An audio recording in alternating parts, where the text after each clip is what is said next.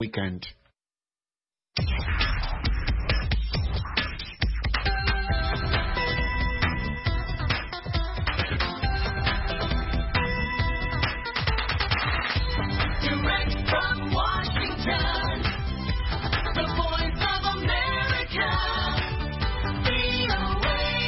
halkani waa laanta af Soomaaliga idaacada VOA oo aad si toos ah uga dhagaysataan mowjadaha gaagaaban efemyada magaalooyinka qaar iyo caalamka oo dhan oo aad nagala socotaan boggeena internetka ee voasomali.com.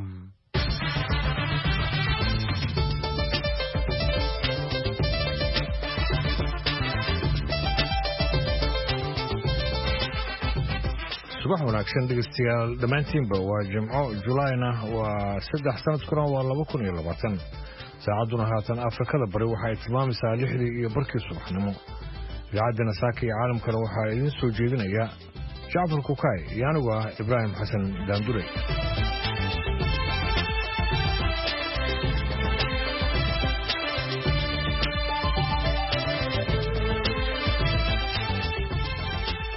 qodobada idaacaddeena saaka iyo caalamka ku maqli doontaana waxaa ka mid ah duqa magaalada Columbus ee gobolka Ohio ee dalkan Mareykanka oo waajib ka dhigay in dadku ay afka iyo sankaba xirtaan kadib markii COVID-19 uu soo laba kacleeyay. Soomaali badan baa gobolkaasi ku dhaqan, xaalkoodu waa sidee? 527 qof baa la qoray waqtiga ayada dhimashaduna waxa ay 7 laakiin sida hadda aan ka warhayno ama aan ognahay intii ka dambeysay nambarkii Soomaalidu aad u kor ugu kacay ama ha noqoto sida isu dhexgalayaan ama iyagoo is ilaalinayeen ha noqoto ama cudurka soo laba kacleeyay ha noqoto waxaan dhihi karaa dadka Soomaalida uu ku dhacay waa ka badan yahay 1000 qof waa ka badan yahay. waxaa kaloo aad maqli doontaan ganacsatada Soomaalida ee magaalada Nairobi oo dalbanaya in la furo dhaqdhaqaaqa iyo isu socodka dadka oo markii hore loo xiray cudurka COVID-19 dartiis. barnaamijkii amuuraha islaamka iyo qodobo kale ayaad maqli doontaan marka horese ku soo dhawaada warkii dunida.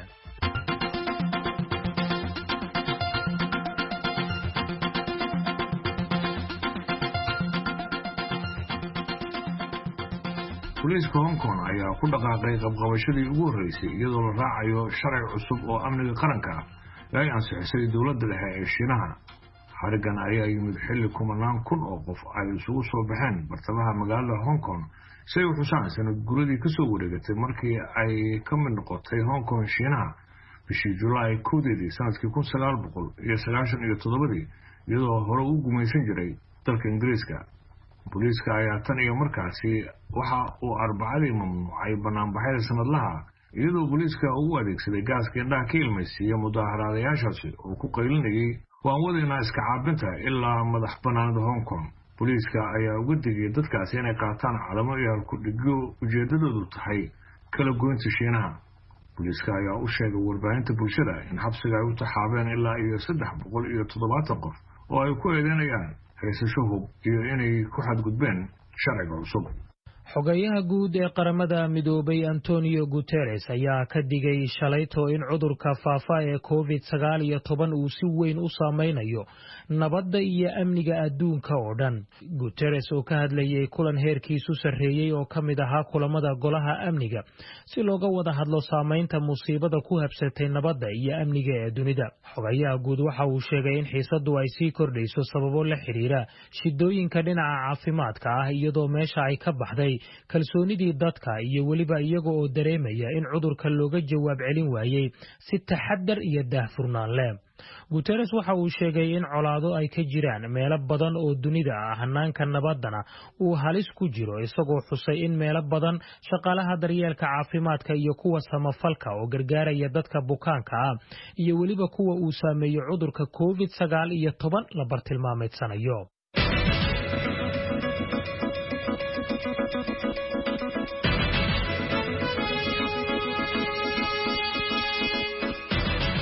gobol ka tirsan dalkan Mareykanka ayaa wajahaya hir cusub ee COVID-19. dhaqaatiirta iyo hay'adaha qaabilsan la dagaalanka xanuunkaasi ayaa sheegay in xanuunku uu soo laba kacleeyay. gobolka Ohio waxaa la sheegayaa in xanuunkaasi ay hadda u jiifaan dad Soomaali ah oo aan ka yarayn 1500 oo ruux. duqa magaalada Columbus oo xalay shir jaraa'id qabtay ayaa wuxuu soo saaray amar dadka qasab uga dhigaya inay afka iyo sanka xirtaan si looga hortago mowjadan cusub ee cudurka. Jacfar Kukay ayaa arrintaasi iyo heerka feejignaanta Soomaalida gobolkaasi waxa uu ka wareystay gudoomiyaha jaaliyadda Soomaalida ee Ohio Xasan Dheere. waxaa la sahlay oo la jilciyey qaabkii dadka loola dhaqmayay waxaana dib loo furay businessyadii moolashii meelihii meelo fara badan timaha lagu jaranayay daandiistayaasha ama kuwa ilkaha. taas marka waxay keentay in cudurkii uu soo labanlaabmo oo meeshii uu ka gaaray mar 500 stateka oo dhan hal maalin ahaa inuu hadda marayo 1,000 qofba inay ku dhacdo maxaa la yidhahdaa 100 qof uu cudur ku dhaco. qaybo ka mid a statekan runtii uu dib ugu soo laabtay. taas baa waxay keentay marka khatar ah in uu cudurkii sii fido maadaama dadkii aysan in badan aysan hiranaynin wejigan la daboolanayo ama afka sanka la hiranayo. dadkii waxay sameeyeen relax bay sameeyeen too much kabacdin cudurkii baa soo laabtay. intaanan dib loo furin oo aan la fududayn xayiraadii COVID-19 daraaddii loo soo rogay tirada Soomaalida uu ku dhacay ama uu soo ritay intee bay la ekayd hadda oo la sheegayo inuu soo laba kacleeyay xanuunkina imise ayaad ka warhaysaan? waxa weeyaan runtii horta aragta Soomaalida in la ogaado dhaqan waxaynu leenahay annaga la mooday wax walbaba inay ceeb tahay. waagi Soomaaliya la joogay cudurro waxaa jiray qofka soo qabo ama TB qaba uu dhihi jiray hargab baa qaba. waxaa marka muuqata qaar ka mid ah inay u arkaanba cudurkii koronihii inuu ceeb yahay. sida marka official inta dhakhaatiir tagtay bishii oo dhakhtar tagtay 527 qof baa la qoray. waqtiga ayada dhimashaduna waxaa ahayd 7. laakiin sida hadda aan ka warhayno ama aanu ognahay intii ka dambeysay nambarkii Soomaalida aad buu kor ugu kacay ama ha noqoto sida isu dhexgelayaan ama iyagoo is ilaalinaynin ha noqoto ama cudurka soo laba kaclay ha noqoto.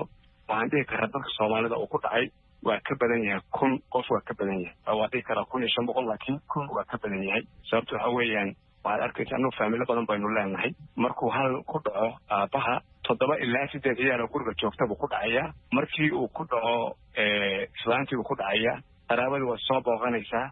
waxaan u aragnaa anagu inay waxaan yihiin wax sahla meel walba Soomaali joogtana waa isku dhaqan ama ha joogto jigjiga ama ha joogto ama Hargeysa ha joogto ama Xamar ha joogto inay wax maqlaan ama amar qaataan oo wax walbana way yareeyaan. taas marka waxay keentay in ay dibladooda ciyaaraan iyagoo kooxa ah inay turub ciyaaraan. waxaa jirta koox dhan oo inta masaajid gashay oo intoodiba uu ku dhacay oo runtii rag ka mid uu hadda aad u xanuunsan yahay.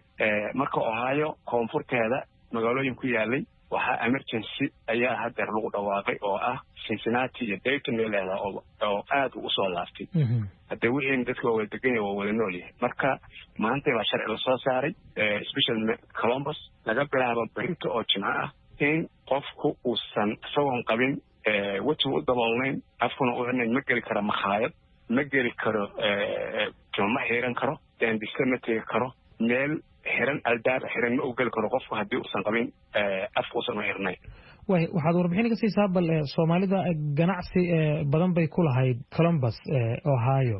ganacsigii Soomaalida markii dib loo furay ganacsiyadii dadku sidee bay ugu soo laabteen?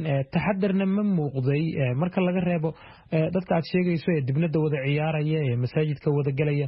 ganacsiga iyo goobaha ganacsiga iyo moolasha Soomaalidu ay leedahay taxadir ma ka muuqday? marka runta laga hadlo waxa weeyaan dadka Soomaalida waxay leeyihiin ismiso ayaga gooni ah ayaga isku xiran.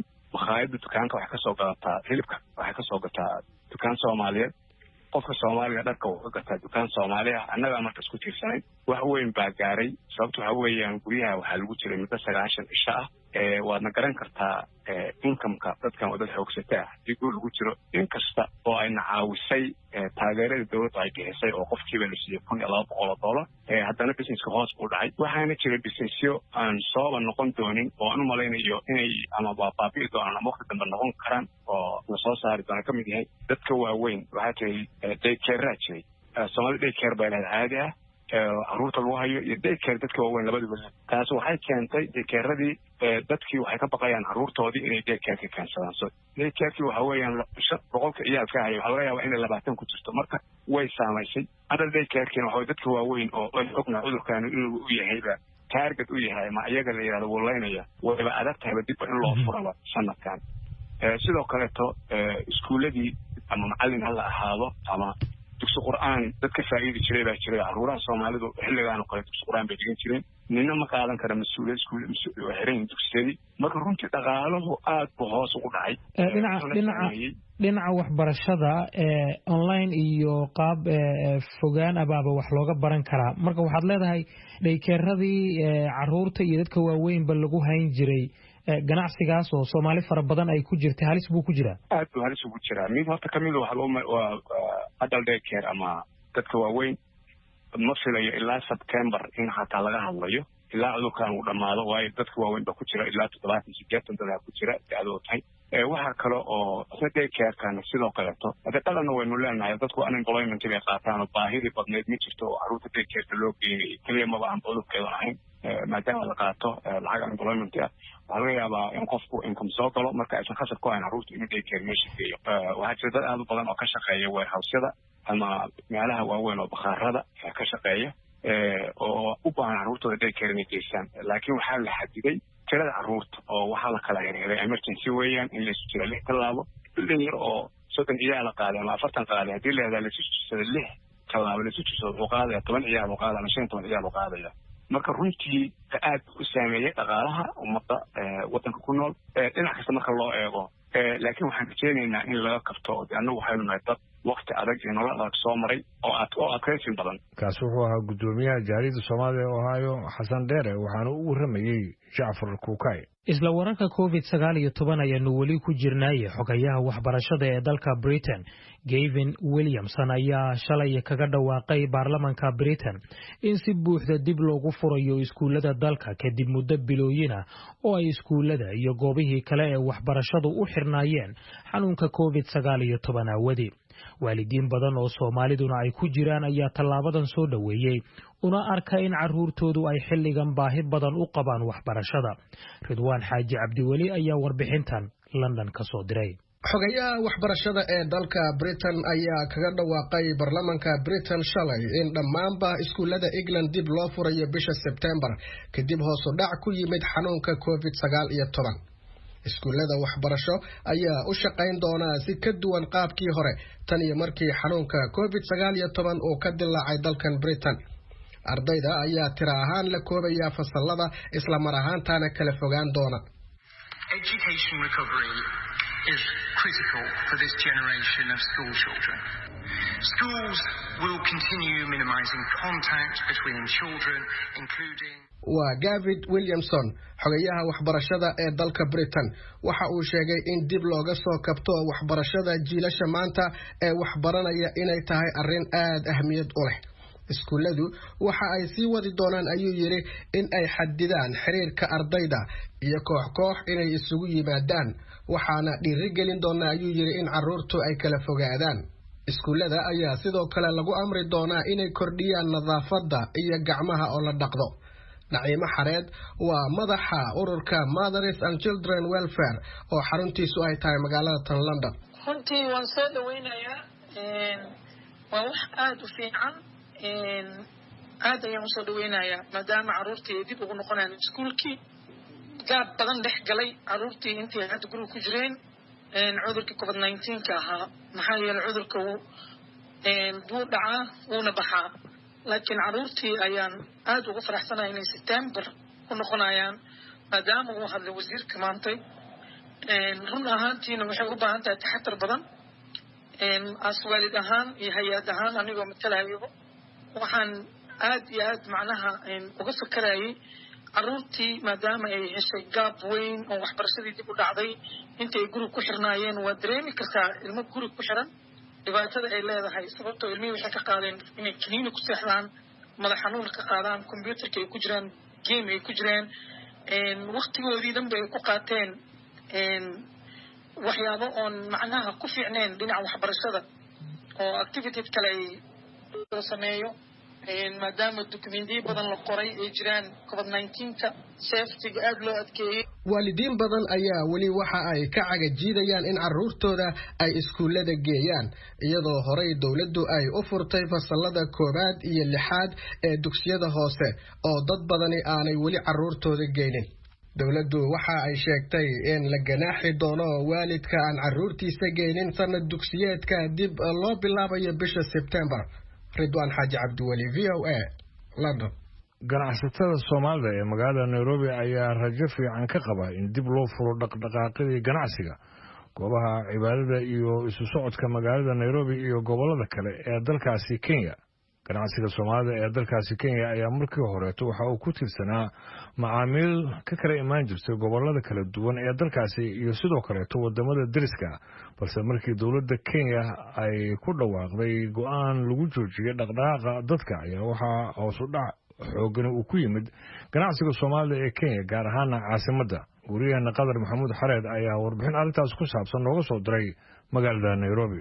go'aanka ay madaxtooyada dawladda Kenya lagu wado inay dib ugu furto dhaqdhaqaaqii ilihii dhaqaale ee dalka iyo isu socodkii magaalada caasimadda ee Nairobi iyo gobolada kale ee dalka ayaa imaanaya xilli muddadii 4 bilood ee la soo dhaafay ee uu dalku kala xirnaa sabab la xiriira cudurka coronavirus uu aad hoos ugu dhacay dhaqaalihii wadanka, taasoo keentay in madaxweyne Uhuru Kenyatta uu dib u eegis ku sameeyo go'aanadii lagu xakameynayay cudurka coronavirus ee horey dalka loogu soo rogay. arrimaha lagu wado in madaxweynaha Kenya uu dib u eegista ku sameeyo waxaa ka mid ah in la qafiifiyo bandowgii saarnaa magaalooyinka dalka oo ay ugu horeyso caasimadda, isku furka magaalooyinka Nairobi, Mombasa iyo gobolada kale ee dalka. laakiin mas'uuliyiinta dawladda Kenya ayaa aad wali ugu celcelinaya baaqyadii ay horey u jeediyeen ee ku aadanaa in dadku ay u hoggaansamaan tilaabooyinka looga hortagayo in cudurka uu dadka ku sii faafo oo ay dadku raacaan tilmaamaha dhanka caafimaadka. kiisaska dadka uu ku dhacay cudurka coronavirus ee dalka Kenya oo ku dhow 7,000 oo ruux ayaa waxaa sidoo kale ka dhashay in dad badan oo Kenyaan ah ay shaqooyinkoodii dhumiyaan, taasoo saameyn xooggan ku yeelatay nolosha dadka Kenyaanka ah. dadka rajada wanaagsan ka qaba in dhaqdhaqaaqii dhanka dhaqaalaha ee wadanka Kenya dib loo furo waxaa ka mid ah ganacsatada Soomaalida oo iyagu ganacsigoodu uu ku tiirsan yahay dhaqdhaqaaqa bulshada kale. Umar Ibrahim Hussein waa xogayaha guddiga ganacsatada suuqa Islii, waxaana uu ka warramayaa rajada ay ka qabaan in dawladdu ay dib u furto ilihii dhaqaalaha ee wadanka. rajo badan ayaan ka qabnaa in dib loo furo dhaqaalaha wadanka. waxaad ogtahay isbuuc hadda la soo dhaafay madaxweynaha dhowr jeer ayuu khudbad ku sheegay in wadanka uu ku jiro xaaladdu hadda ku jiro si waqti dheer uusan ku jiri karin, ay ku qasban yihiin in ay maarta wadanka isu furaan ayuu yiri. waxaan kale amar ku sii yiri wasaaradda caafimaadka iyo wasiirintiisa golaha cabinetka waxaan u sheegay uu yiri dadka shacabka inaan wadanka dib u furi doono, ay mas'uuliyadda dad kasta shacabka ay ka sidii looga baahnaa ay maarta ku talagal sameeyaan sidii ay maarta cudurkan uu faafi lahayn. dawladda waxay qaban lahayd waa qabatay, dadaal dheer bay sameysay, laakiin dadka shacabka maarta ay is ilaaliyaan, shuruucdii caafimaad ay looga baahnaa ay maarta tixgeliyaan. mas'uuliyadda waxay ku wareegi shacabka dhan, marka ha lagu sii talagala. dawladda xilkii wixii looga talagalsanaa waa sameysay, dadkana waana kuma sii jiri karno yiri xaaladan dhowr jeer oo meelo maarta fagaara ka sheegay. marka rajo badan ayaan ka qabnaa in maarta wadanka dib la iskugu furo, aad iyo aad aan rajadaas ugu qabnaa. Umar Ibrahim ayaa sidoo kale sheegaya in ganacsiga Soomaalida Kenya gaar ahaan magaalada Nairobi uu aad hoos ugu dhacay 5 bilood ee la soo dhaafay kadib markii go'aanadii ay dawladda dalka ku soo rogtay uu saameeyay dadkii ka kala imaan jiray gobolada dalka Kenya iyo sidoo kale dalalka kale ee dariska la ah Kenya oo ganacsiga Soomaalidu uu ku xiran yahay. dhaqaalaha isu socodka dhaqaalaha ganacsiga waa aad u saameeyay, maxaa yeelay waad ogtihiin ganacsiga Islii wuxuu ku xiran yahay gobolada dhan. goboladii hadaan laga imaanaynin safaradii ay imaanaynin, waxa isu socodkii uu gaabtay, dabcan dhaqaalihii waa hoos u aaday. dadkii wax iibsan lahaa mas ganacsi u imaan lahaa magaalooyinka Nakuru meelaha kasta ka imaan lahaa wadanka geesihiisa dhammaan ka imaan lahaa ma imaan karaan, siday wax u rabaan wax uma iibsan karaan. waxyaalo yaryar oo ay soo dirsanayaan oo maarta la soo diro parcel maarta dhiibaal oo kala ma ahane ganacsiga aad u hooseeya marka waxaan rajo ka qabnaa in wadanka la isku furo dhaqaalahana waxa aad u saameeyay kala xiritaanka wadanka kala xiran dhanka kale meelaha lagu wado in maalmaha soo socdo dib loo furo waxaa kamid ah goobaha cibaadada oo ay masaajidadu kamid yihiin kuwaas oo ay culimada dhanka diinta ay dhawaan mas'uuliyiinta dawladda Kenya ay la qaateen kulamo looga hadlayay sidii loo dhaqan gelin lahaa shuruudo ay dawladda Kenya ay u dejisay in dadku ay ku dhaqmaan si looga hortago faafitaanka cudurka coronavirus. Khadar Maxamuud Xareed, VOA, Nairobi. markana waxaad ku soo dhawaataan barnaamijkii amuuraha islaamka waxaa la diyaara Xuseen Barre Aadan.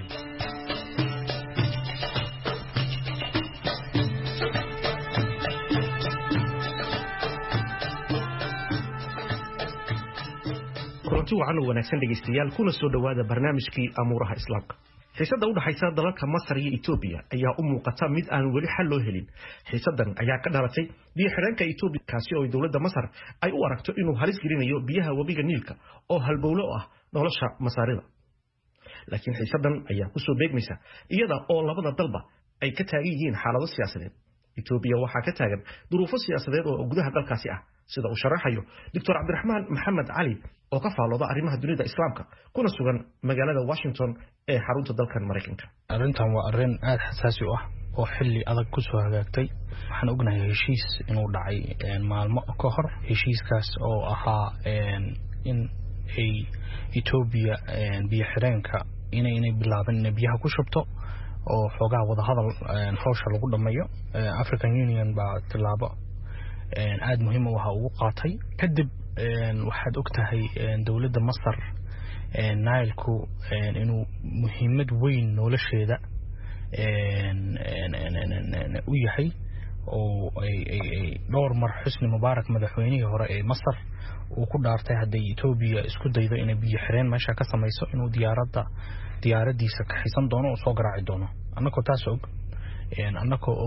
awoodda mukhaabaraadka Masaarida ay leeyihiin annagoo og xaaladda ka jirta hadda Itoobiya oo kacdoono badan kadib maanta maamulka Abiy Ahmed gacanta ku hayo. waxaan ognahay marka intaas oo dhan haddaan isku darsano waxaan fahmi karnaa inay aad xaaladdu meel xasaasi u marayso dhibaatooyin iyo culaysyo badan ay xagga Itoobiya iyo xagga Soomaaliya iyo xagga Geeska Afrika ka imaan karto dilka fanaankaas weyn oo u dhashay qowmiyadda Oromada oo ognahay inay qowmiyadda Oromada xuquuq badan sanado badan laayeen haddana u dagaalamayaan xuquuqdooda sidii ku heli lahaayeen. sidoo kale dalka Masar oo kamid ah dalalka ugu dadka badan wadamada islaamka iyo dunida carabta ayaa waxaa ka jira duruufo siyaasadeed iyo kuwo dhaqaale sida uu faahfaahinayo Dr. Cabdiraxmaan Maxamed Cali. Masar sidaan ognahay isbedelkii ka dhacay 30 Juun oo madaxweyne Sisi xukunka ku qabsaday aan ognahay dhaqdhaqaaqii Muslim Brotherhood in meesha laga saaray. waxaad ogtahay oo kale ku darsanaysa xaaladda hadda maanta Liibiya ka dhisan dawladda Tripoli ka dhisan inay tahay dawlad gacan saar leh Turkiga oo waxyaalo badan u qabtay. marka Masar dhibaatooyin badan oo daakhiliga ah oo gudaha ayaa haysta soo wuxuu ku qasban yahay maamulka Masar ka jiro dhibaatooyinkaas inuu dibadda iskaga dhoofiyo oo shacabka ku jeediyo dagaalo iyo arrimo qowmi ah. waxaa kamid ah hadda la socotaa maalmo ka hor in General Khalifa Haftar loogu adkaaday dagaalkii Tripoli oo ilaa sirta ilaa dhinacaas loo soo riixay Masar inay ballan qaaday inay ciidamo geynayso ama ku dhawaaqday ama ku hanjabtay. waxaan ognahay dhaqaalihii Masar maanta inuu dhulka sii galayo dhaqaale xumo inay ka jirto ama hay'ad badan inay doonayaan inay qaataan laakiin meesha waxaan marna ka maqneen ciidanka Masar inuu yahay ciidanka koowaad ee Afrika ciidan aad tayadiisa u sareyso oo intaas oo bilyan Mareykanka sanad walba mucaawano ka qaato ciidan aad u dhisan inuu yahay ciidan ku dhaarta biyaha Niilkan inuu yahay. marka culays walbo Masar haysto lagama yaabo Masar maanta inay ka joogsato ama ogolaato in biyo xireenkaas la dhiso.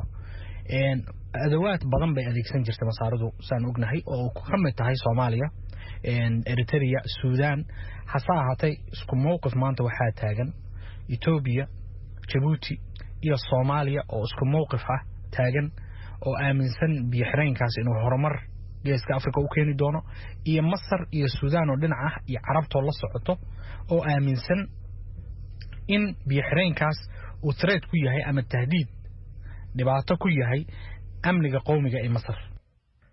intaasna dhegeystayaal waxaa inoogu idil barnaamijkii amuuraha islaamka ee toddobaadka tan iyo kulanti dambe waxaad leenahay sidaas iyo nabadgelyo.